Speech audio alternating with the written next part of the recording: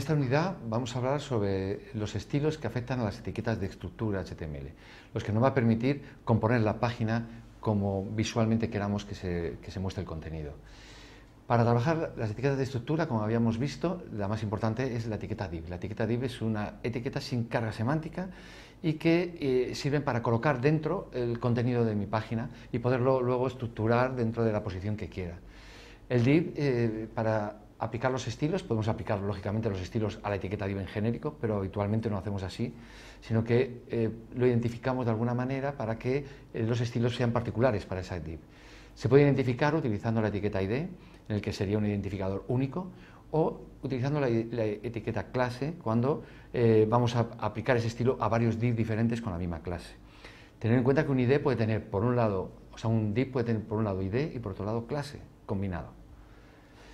La etiqueta div es la que nos permite a los diseñadores estructurar el contenido dentro de la página dependiendo del tamaño del dispositivo o dependiendo de los aspectos visuales o jerárquicos que queramos aplicar al contenido. La etiqueta div, por tanto, le aplicaremos todas las instrucciones visuales que necesita. Podemos aplicarle desde que es un estilo de fuente, un color, un fondo, un borde. Lo más importante que aplicamos al div, lo primero es el tamaño.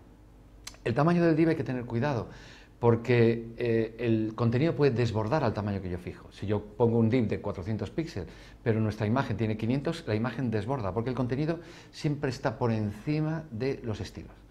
Entonces hay que tener mucho cuidado con estas cosas. En el caso de las pantallas de ordenador, evitamos utilizar el alto, porque dejamos que el contenido crezca. Habitualmente cuando diseñamos una página, el contenido suelen ser contenidos dinámicos que no sabemos la longitud que va a tener ese texto, de manera que dejamos que el div crezca con respecto al contenido. Solemos fijar los anchos, pero no los altos. En el caso de aplicaciones para dispositivos móviles es distinto, porque a veces nos interesa, sobre todo en las aplicaciones, que el contenido se ajuste exactamente al tamaño del dispositivo.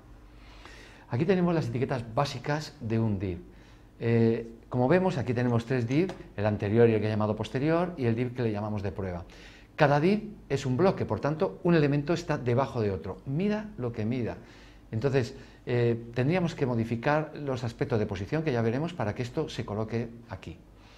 Nosotros en el div tenemos unos elementos principales, que es el área de contenido, el padding, que es la distancia que hay entre el contenido y el borde y el margen, que es lo que separa un div de otro.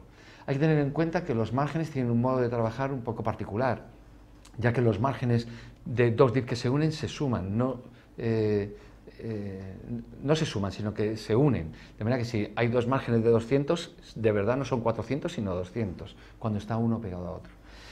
La medida de medir es un poco particular en el HTML.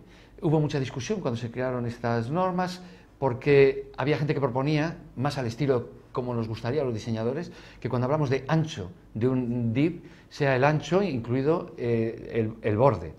Mientras que aquí el ancho es solo el ancho del contenido. Tanto el margen este que le llamamos padding interno, como el borde, como el margen exterior, están fuera de esta medida. De manera que si yo digo que mi caja mide 400 de ancho y tiene un padding de 100, pues de verdad estaríamos hablando de 500 como medida absoluta de esta caja. Es un poco raro porque te obliga a pensarlo de principio, pero tenemos que hacernos con esta manera de medir las cajas. Aquí tenemos otra de las cosas fundamentales, que es añadir un fondo a un div. Entonces, en este caso, estamos hablando de la estructura de fondos CSS3, en el que nosotros podemos añadir tantos fondos como queramos a una página. Esto ha facilitado enormemente el diseño de elementos visuales más complejos, que antes teníamos que hacer una estructura complejísima de tablas o de divs para poder colocar este tipo de cosas, o div uno encima de otro, cada uno con un fondo. El CSS3 permite varios fondos. Los fondos son imágenes que se colocan de fondo. Un fondo puede ser un color, en este caso estamos trabajando con un fondo que es un color azul, azul cielo. Luego tenemos tres imágenes de fondo. Por un lado, estas nubes, que se repiten en sentido horizontal, esta línea de fondo que se repite en sentido horizontal y esta imagen de fondo del paisaje que no se repite. De manera que fijaros cómo se vería este mismo estilo de fondo en tres div diferentes. Vemos que aquí las nubes se repiten aunque estén debajo de esta, igual que aquí o en este div más grande. Este tipo de manera de aplicar los fondos es lo que nos permite trabajar con un mismo div en distintos dispositivos y en distintos tamaños. Cuando hacemos un diseño responsable a cualquier dispositivo, el div se agranda y los fondos se repiten según la necesidad de ese elemento. Aquí tenemos otra de las etiquetas CSS más importantes, que también nos ha facilitado mucho el trabajo de diseño y de enriquecimiento visual de las páginas, es el borde. Antiguamente el borde solo permitía lo que era una línea, hoy permite sombreados y bordes redondeados. Entonces el tipo de sombreado es parecido a cómo trabajamos con cualquier programa de diseño, Illustrator, Photoshop. Nosotros elegimos la sombra, en qué dirección la queremos, y puede ser dura, como en el caso A, puede ser más suave, como en el caso B, puede ser interna, como en el caso G o H, o puede ser externa, como en las A, B, C, D. También puede ser igual por todos los lados, que hace esta especie de halo, como en el caso E. En las páginas que os hemos puesto de ejemplo hay esta misma composición con todos los estilos para que lo podáis ver. Aquí tenemos otra cosa fundamental, que es el posicionamiento de la caja. Esta es la dificultad mayor quizá de diseño de HTML con divs. Cuando empezamos a aplicar, normalmente son bloques y por tanto ya hemos visto que un bloque va debajo de otro. Pero cuando queremos una posición determinada empezamos a utilizar dos maneras, o con float o con posiciones absolutas. En el caso de usar el float rompe el flujo.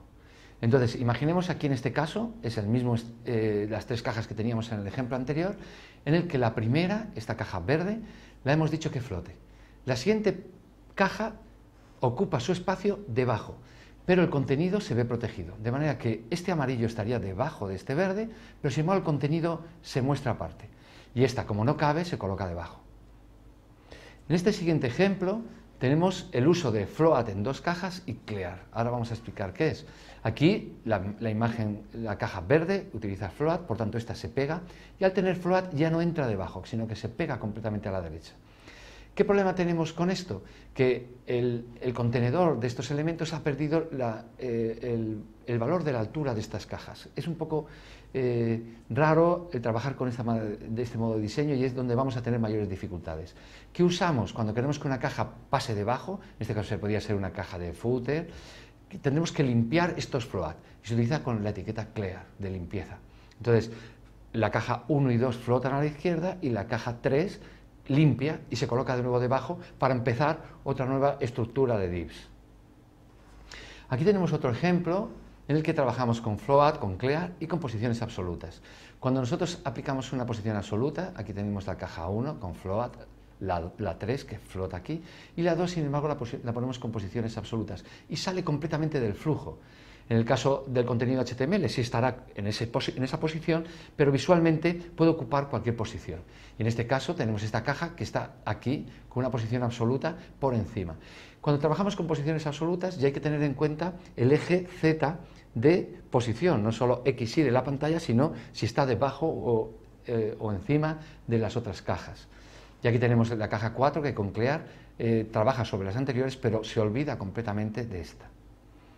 En este otro ejemplo tenemos lo mismo, dos cajas, la 1 y la 3 con float, la caja 2 con posición absoluta y la caja 4 fija. Una posición fija se suele utilizar para los pies, a veces para la cabecera, cuando queremos que la marca del logotipo esté constante en la página, y también a veces para los menús. Queremos un menú que no se pierda cuando nosotros navegamos dentro de la página en posición. Y utilizamos posiciones fijas. En este caso, la caja 4 está fija y se coloca en la parte inferior del navegador. Muchas gracias.